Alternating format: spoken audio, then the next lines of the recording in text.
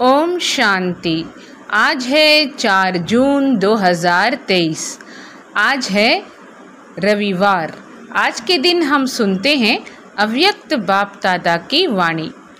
Revise course चल रहा है।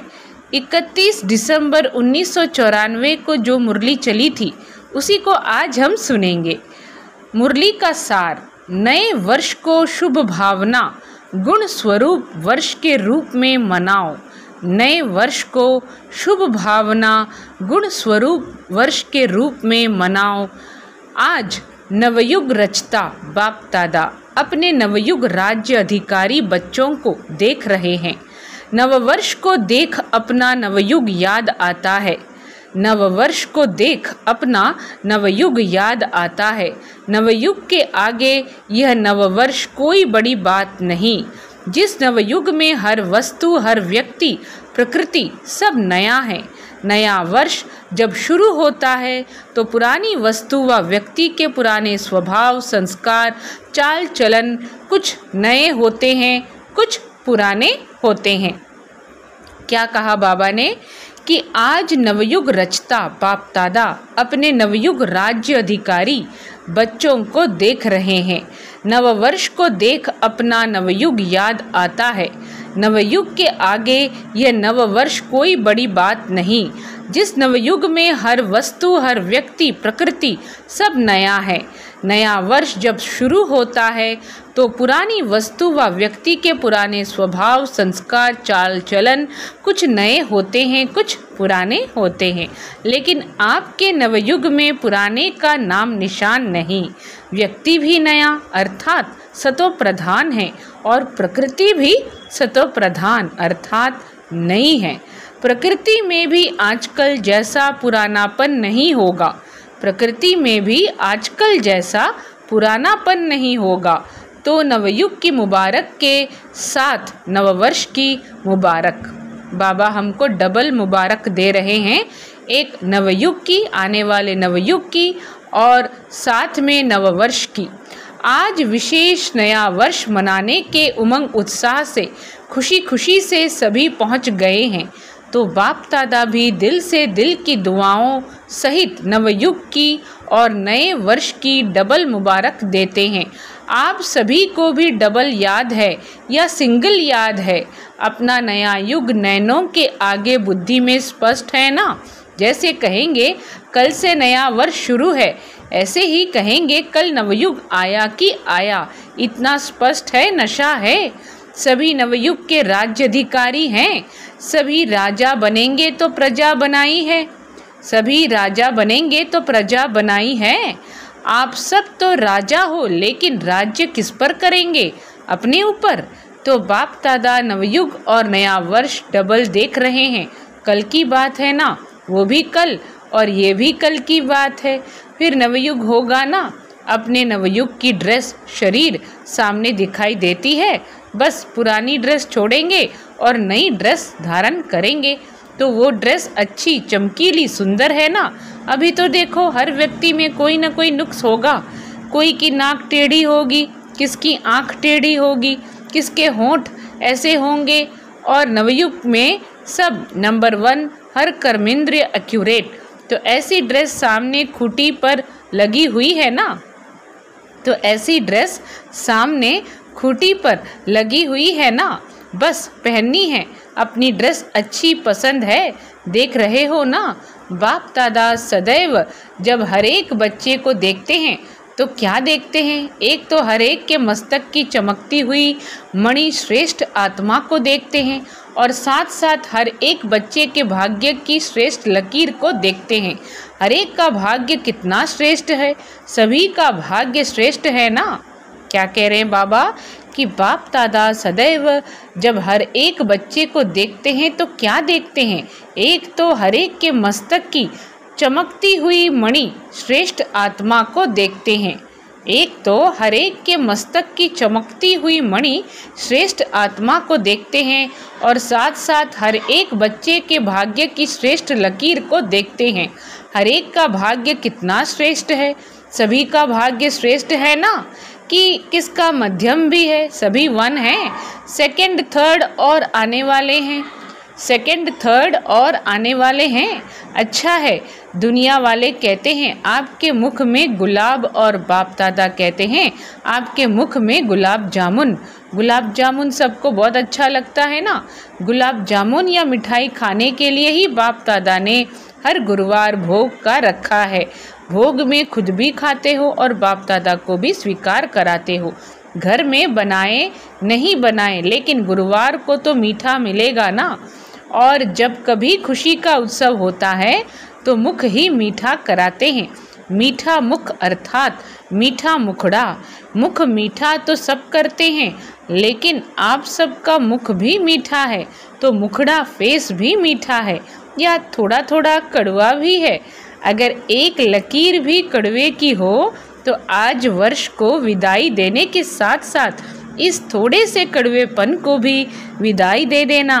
विदाई देना आता है कि पास में रखना अच्छा लगता है, या विदाई देकर फिर बुला लेंगे, फिर कहेंगे हम तो छोड़ना चाहते हैं लेकिन माया नहीं छोड़ती है।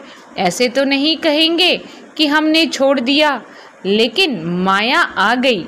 ऐसे तो नहीं कहेंगे कि हमने छोड़ दिया लेकिन माया आ गई। वहाँ जाकर फिर ऐसे पत्र लिखेंगे, विदाई तो सदाकाल के लिए विदाई। विदाई देने का अर्थ ही है फिर आने नहीं देना, या कभी कभी आ जाए तो कोई हर्जा नहीं। बाबा सवाल कर रहे हैं, ऐसे हंसी कुड़ी कर रहे हैं बाबा, रमणीकता से पूछ रहे हैं कि कभी कभी आ जाए तो कोई हर्जा नहीं, क्योंकि पुराने संस्कार कईयों को बहुत अच्छे लगते हैं। आज कहेंगे कल से नहीं होगा और फिर परसों परवश हो जाएंगे। तो बाबा बच्चों से पूछ रहे हैं, ऐसे तो नहीं कहेंगे कि हमने छोड़ दिया लेकिन माया आ गई। वहाँ जाकर फिर ऐसे पत्र लिखेंगे, विदाई तो सदा काल के लिए विदाई। विदाई देने का अर्थ ही है फिर आने नहीं देना, या कभी कभी आ जाए तो कोई हर्जा नहीं, क्योंकि पुराने संस्कार कईयों को बहुत अच्छे लगते हैं। आज कहेंगे कल से नहीं होगा और फिर परसों परवश हो जाएंगे, तो उसको विदाई नहीं कहेंगे ना। तो विदाई देना भी सीखो। वर्ष को विदाई देना तो कॉमन बात है, लेकिन आप सबको अंश वंश सहित माया को विदाई देना है। अंश मात्र भी नहीं रहे। कई बच्चे कहते हैं 75% तो फर्क पड़ गया है और भी पड़ जाएगा, लेकिन माया अंश से वंश बहुत जल्दी पैदा करती है। 25% अंश मात्र भी रहा तो 25 से 50 तक भी बहुत जल्दी पहुंच सकता है। इसलिए अंश सहित समाप्त करना है। तो नए वर्ष में क्या करेंगे? पुराने वर्ष को विदाई देने के साथ साथ माया के अंश को भी विदाई देना, और विदाई के साथ बधाई भी देते हो ना। विदाई के साथ बधाई भी देते हो ना। कल सभी एक दो को मिलेंगे तो कहेंगे नए वर्ष की मुबारक हो, बधाई हो। तो विदाई दो, और विदाई के साथ साथ अपने को भी और दूसरों को भी सदा फरिश्ते स्वरूप की बधाई दो। हैं ही फरिश्ता, ऊपर से नीचे आए, अपना कार्य किया और उड़ा। फरिश्ते यही करते हैं ना, उड़ती कला की निशानी पंख दिखाए हैं। क्या कह रहे हैं बाबा कि विदाई के साथ साथ अपने को भी और दूसरों को भी सदा फरिश्ते स्वरूप की बधाई दो। हैं ही फरिश्ता, ऊपर से नीचे आए, अपना कार्य किया और उड़ा। फरिश्ते यही करते हैं ना, उड़ती कला की निशानी पंख दिखाए हैं। कोई आर्टिफिशियल पंख नहीं है, लेकिन ये फरिश्तों को जो पंख दिखाते हैं उसका अर्थ है फरिश्ता, अर्थात उड़ती कला वाले। तो फरिश्ते स्वरूप की बधाई स्वयं को भी दो। तो फरिश्ते स्वरूप की बधाई स्वयं को भी दो और दूसरों को भी दो। सदा फरिश्ते स्वरूप के स्मृति में भी रहो और दूसरे को भी उसी स्वरूप में देखो। फलानी है, फलानी है नहीं, फरिश्ता है। ये फरिश्ता संदेश देने के निमित्त है, समझा? तो सभी को फरिश्ते स्वरूप की मुबारक दो। चाहे कोई कैसा भी हो, लेकिन दृष्टि से सृष्टि बदल सकती है। चाहे कोई कैसा भी हो, दृष्टि से सृष्टि बदल सकती है। जब दृष्टि से सृष्टि बदल सकती है तो क्या ब्राह्मण नहीं बदल सकता? आपकी दृष्टि स्मृति हर आत्मा को बदल देगी। बाप दादा को कभी कभी बच्चों पर हंसी आती है। आप लोगों को भी अपने ऊपर आती है? पूछ रहे हैं बाबा, आप लोगों को भी अपने ऊपर हंसी आती है? एक तरफ कहते हैं कि हम विश्व परिवर्तक हैं, विश्व कल्याणकारी हैं, और फिर विश्व परिवर्तक आकर कहता है कि ये मेरे से बदली नहीं होता। अपने प्रति भी कभी रूह रिहान में कहते हैं, चाहते हैं ये नहीं करें, फिर भी कर लेते हैं। तो विश्व परिवर्तक और स्वयं के लिए ही कहे कि मैं चाहता हूँ लेकिन कर नहीं पाता हूँ, तो उसका टाइटल क्या होना चाहिए? बाबा पूछ रहे हैं सवाल कि विश्व परिवर्तक और स्वयं के लिए ही कहे कि मैं चाहता हूँ लेकिन कर नहीं पाता हूँ, तो उसका टाइटल क्या होना चाहिए? उसको विश्व परिवर्तक कहना चाहिए या कमज़ोर कहना चाहिए? गीत सुनाते हैं ना, क्या करें कैसे करें पता नहीं कब होगा। यह गीत बाप दादा तो सुनते हैं ना। जब विश्व परिवर्तक हैं, विश्व कल्याणकारी हैं, बाबा बोल रहे हैं, पूछ रहे हैं, जब विश्व परिवर्तक हैं, विश्व कल्याणकारी हैं, तो क्या कोई आत्मा को नहीं बदल सकते, स्वयं को नहीं बदल सकते? अगर स्व परिवर्तक भी नहीं तो विश्व परिवर्तक कैसे होंगे? बाप दादा कहते हैं इस वर्ष की विशेष दृढ़ प्रतिज्ञा स्वयं से करो। प्रतिज्ञा का अर्थ ही है कि शरीर चला जाए, लेकिन जो प्रतिज्ञा की है वह प्रतिज्ञा नहीं जाए। तो प्रतिज्ञा करने की इतनी हिम्मत है, करेंगे, डरेंगे तो नहीं। क्या कहा? प्रतिज्ञा का अर्थ ही है कि शरीर चला जाए, लेकिन जो प्रतिज्ञा की है वह प्रतिज्ञा नहीं जाए। तो प्रतिज्ञा करने की इतनी हिम्मत है, करेंगे, डरेंगे तो नहीं। तो यही प्रतिज्ञा स्वयं से करो कि कभी भी किसी की कमज़ोरी व कमी को नहीं देखेंगे, किसी की कमज़ोरी कमी को नहीं सुनेंगे, नहीं बोलेंगे, न सुनेंगे, न बोलेंगे, न देखेंगे। तो ये वर्ष क्या हो जाएगा? ये वर्ष हो जाएगा शुभ भावना गुण स्वरूप वर्ष। हर वर्ष को अपना अपना नाम देते हो ना। जब ये प्रतिज्ञा सभी कर लेंगे तो ये वर्ष हुआ शुभ भावना गुण स्वरूप वर्ष। मंजूर है? फिर वहाँ जाकर नहीं बदल जाना। फिर कहेंगे मधुबन में तो वायुमंडल अच्छा था ना, और यहाँ तो वायुमंडल का संग है ना। परिवर्तक किसी के संग में नहीं आता, किसी के प्रभाव में नहीं आता। अगर परिवर्तक ही प्रभाव में आ जाएगा तो परिवर्तन क्या करेगा? इसलिए इस वर्ष को गुण मुहूर्त शुभ भावना वर्ष के रूप में मनाओ। किसकी अशुभ बात को भी आप अपने पास शुभ करके उठाओ। किसी की अशुभ बात को भी आप अपने पास शुभ करके उठाओ। अशुभ देखते हुए भी आप शुभ दृष्टि से देखो। जब प्रकृति को बदल सकते हो तो मनुष्यात्माओं को नहीं बदल सकते हो। बाबा एक गहरा सवाल पूछ रहे हैं हम बच्चों से कि जब प्रकृति को बदल सकते हो तो मनुष्यात्माओं को नहीं बदल सकते हो, और उसमें भी ब्राह्मण आत्माएं हैं उनको नहीं बदल सकते हो। जब सबके प्रति शुभ भावना होगी तो कारण शब्द समाप्त होकर निवारण शब्द ही दिखाई देगा। कारण शब्द समाप्त होकर निवारण शब्द ही दिखाई देगा। इस कारण से ये हुआ, इस कारण हुआ नहीं, कारण को निवारण में परिवर्तन करो। हिम्मत है? अच्छा, बाप दादा जब टीवी खोलते हैं तो बड़ा मज़ा आता है। ये कलयुगी टीवी नहीं देखते, ब्राह्मणों की टीवी देखते हैं, ऐसे नहीं। आप लोग वह टीवी खोल लो। बाबा क्या बोल रहे हैं कि ऐसे नहीं कि आप लोग वह टीवी खोल लो, ऐसे नहीं करना। तो जब बच्चों का खेल देखते हैं तो बहुत मज़ा आता है। शिव बाबा आज कह रहे हैं कि जब हम ब्राह्मणों की टीवी खोलकर देखते हैं तो बहुत मज़ा आता है।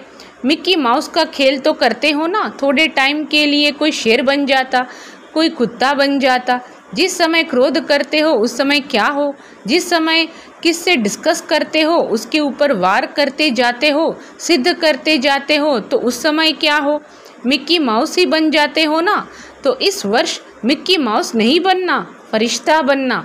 मिक्की माउस का खेल बहुत किया तो ये वर्ष ऐसे शक्तिशाली वर्ष मनाना, क्योंकि समय तो समीप आना भी है और लाना भी है। ड्रामानुसार आना तो है ही, लेकिन लाने वाले कौन हैं? आप ही हो ना। ड्रामा अनुसार आना तो है ही, लेकिन लाने वाले कौन हैं? आप ही हो ना। दूसरी विशेषता, इस वर्ष में क्या करेंगे? यानी बाबा हम में विशेषताएं भर रहे हैं। तो दूसरी विशेषता, इस वर्ष में क्या करेंगे? नए वर्ष में एक तो बधाइयाँ देते हो और दूसरा गिफ्ट देते हो। तो इस नए वर्ष में सदैव हर एक को जब भी संबंध संपर्क में आए, चाहे ब्राह्मण परिवार चाहे और आत्माएं हो, उन सब को एक तो मधुर बोल की गिफ्ट दो, स्नेह के बोल की सौगात दो, और दूसरा सदैव कोई न कोई गुण की शक्ति की सौगात दो। सदैव कोई न कोई गुण की शक्ति की सौगात दो। यह सौगात सेकंड में भी दे सकते हो। ऐसे नहीं कह सकते हो कि टाइम ही नहीं मिला, न लेने वाले को टाइम था न देने वाले को टाइम था। लेकिन अगर अपनी श्रेष्ठ भावना, श्रेष्ठ कामना की वृत्ति है तो सेकंड के संकल्प से, दृष्टि से, अपने दिल के मुस्कुराहट से सेकंड में भी किसी को बहुत कुछ दे सकते हो। जो भी आवे उसको गिफ्ट देनी है, खाली हाथ नहीं जावे। तो इतनी गिफ्ट आपके पास है कि 2 दिन देंगे तो ख़त्म हो जाएगी। सभी का स्टॉक भरपूर है कि कोई का स्टॉक थोड़ा कम हो गया है? जिसके पास कम हो वो हाथ उठा लो, भर देंगे। जिसके पास कमी हो वो चिट्ठी लिखकर जनक दादी जानकी को देना, वो क्लास करा लेगी। कमी तो नहीं रहनी चाहिए ना, दाता के बच्चे, और कमी हो तो अच्छा नहीं है ना। इसलिए भरपूर होकर जाना, कमी को लेकर नहीं जाना। वर्ष के साथ कमियों को भी विदाई देकर जाना। ऐसे नहीं कि सिर्फ कल एक दिन ही गिफ्ट देना है, नहीं, सारा वर्ष सबको गिफ्ट बांटते जाओ। बिना गिफ्ट के कोई नहीं जाए तो कितना अच्छा लगेगा। बिना गिफ्ट के कोई नहीं जाए तो कितना अच्छा लगेगा। अगर कोई आता है उसको छोटी सी प्यार से गिफ्ट दे दो तो कितना खुश होता है। चीज़ को नहीं देखते हैं लेकिन गिफ्ट अर्थात स्नेह के स्वरूप को देखते हैं। गिफ्ट से कोई मालामाल नहीं हो जाते हैं लेकिन स्नेह से मालामाल हो जाते हैं। तो स्नेह देना और स्नेह लेना, अगर कोई आपको स्नेह नहीं भी दे तो भी आप उनसे ले लेना आएगा कि शर्म करेंगे कैसे लें। इस लेने में कोई हर्जा नहीं है। वो आप पर क्रोध करे, आप स्नेह के रूप में ले लेना। आप विश्व परिवर्तक हो ना, तो विश्व परिवर्तक किसी के नेगेटिव को पॉजिटिव में नहीं बदल सकता। बाबा पूछ रहे हैं, विश्व परिवर्तक किसी के नेगेटिव को पॉजिटिव में नहीं बदल सकता। तो ये वर्ष सदा स्नेह देना और स्नेह लेना। ऐसे नहीं कहना कोई ने दिया ही नहीं, क्या करूं, वो दे या ना दे, आप ले लो, कुछ तो देगा ना। नेगेटिव दे या पॉजिटिव दे, कुछ तो देगा ना। लेकिन हे विश्व परिवर्तक, आप नेगेटिव को पॉजिटिव में परिवर्तन कर लेना, समझा। इस वर्ष क्या करना है? अच्छा, डबल विदेशी क्या करेंगे? गिफ्ट देंगे। दाता बन गए हो, वह दातापन की मुबारक हो, वह दातापन की मुबारक हो। बाप दादा रोज़ बच्चों की एक बात देखते हैं, कौन सी? कि ये मैं और मेरा ये परेशान कर देता है। कभी मेरा आ जाता है, कभी मैं आ जाता है, जो बीच बीच में परेशान करता है। तो जब वर्ष परिवर्तन हो रहा है तो इस मैं और मेरे को भी परिवर्तन करो। शब्द भले मैं बोलो, लेकिन मैं कौन? ओरिजिनल मैं किसको कहते हैं? शरीर को या आत्मा को? मैं आत्मा हूँ। तो जब भी मैं शब्द यूज़ करते हो तो क्यों नहीं मैं शब्द का ओरिजिनल स्वरूप, ओरिजिनल अर्थ स्मृति में रखते हो? और सारे दिन में कितने बार मैं शब्द यूज़ करते हो? करना ही पड़ता है ना। मेरा भी कई बार यूज़ करते हो, मेरा मतलब ये शब्द भी कई बार यूज़ करते हो और मैं भी कई बार यूज़ करते हो। तो जितने बार मैं शब्द यूज़ करते हो उतने बार अगर वास्तविक अर्थ में मैं स्मृति में लाओ तो मैं धोखा देगा या उड़ाएगा? तो जितने बार मैं शब्द यूज़ करते हो उतने बार अगर वास्तविक अर्थ से मैं स्मृति में लाओ तो मैं धोखा देगा या उड़ाएगा? तो जब भी मैं शब्द यूज़ करते हो उस समय यही सोचो मैं आत्मा हूँ, क्योंकि मैं और मेरे शब्द के बिना रह भी नहीं सकते हो। बोलना ही पड़ता है और आदत भी है। मैं मेरे के पक्के संस्कार हो गए हैं। तो जिस समय मैं शब्द यूज़ करते हो उस समय ये सोचो कि मैं कौन? मैं शरीर तो हूँ ही नहीं ना। बॉडी कॉन्शियसनेस तब आवे जब मैं शरीर हूँ। शरीर तो मेरा कहते हो ना कि मैं शरीर कहते हो। कभी गलती से कहते हो कि मैं शरीर हूँ, गलती से भी नहीं कहेंगे ना कि मैं शरीर हूँ। तो मैं शब्द और ही स्मृति और समर्थी दिलाने वाला शब्द है। तो मैं शब्द क्या करता है? और ही स्मृति और समर्थी दिलाने वाला शब्द है, गिराने वाला नहीं है। तो परिवर्तन करो, विश्व परिवर्तक पक्के होना, देखना कच्चे नहीं बनना। तो मैं शब्द को भी अर्थ से परिवर्तन करो। जब भी मैं शब्द बोलो तो उस स्वरूप में टिक जाओ। और जब मेरा शब्द यूज़ करते हो तो सबसे पहले मेरा कौन? तो सबसे पहले मेरा कौन? सारे दिन में मेरा मेरा तो बहुत बनाते हो। मेरा स्वभाव, मेरा संस्कार, मेरी ये चीज़ें, मेरा परिवार, मेरा सेंटर, मेरा जिज्ञासु, मेरी सेवा इसने क्यों की, ये कहते हो ना। तो आज की अव्यक्त वाणी में शिव बाबा पुराने वर्ष में जो भी रहे हुए संस्कार हैं उसे विदाई देने के लिए कह रहे हैं। तो बाबा इस वक्त ये समझा रहे हैं कि कैसे मैं और मेरा इन दोनों शब्दों को हम त्याग कर उसके बदले में मैं आत्मा हूँ और मेरा कौन, यह मेरा क्या है जिस पर हमारा सारा ब्राह्मण परिवार, ब्राह्मण संसार टिका हुआ है, उस शब्द पर बाबा ध्यान खिंचवा रहे हैं। तो बाबा कह रहे हैं कि जब भी मैं शब्द बोलो तो उस स्वरूप में टिक जाओ। और जब मेरा शब्द यूज़ करते हो तो सबसे पहले मेरा कौन? सारे दिन में मेरा मेरा तो बहुत बनाते हो। मेरा स्वभाव, मेरा संस्कार, मेरी ये चीज़ें, मेरा परिवार, मेरा सेंटर, मेरा जिज्ञासु, मेरी सेवा इसने क्यों की, ये कहते हो ना, खेल तो करते हो ना। तो जब मेरा शब्द बोलते हो तो मेरा कहने से पहले ये याद करो कि मेरा कौन। पहले मेरा बाबा याद करो, फिर मेरा और याद करो, फिर मेरा और याद करो। तो जहाँ बाप होगा वहाँ देह अभिमान व गिरावट नहीं आएगी। तो मैं और मेरा इन दोनों शब्दों को उस वृत्ति से, उस दृष्टि से, उस अर्थ से देखो और बोलो। मेरा शब्द मुख से निकले और पहले मेरा बाबा याद आए।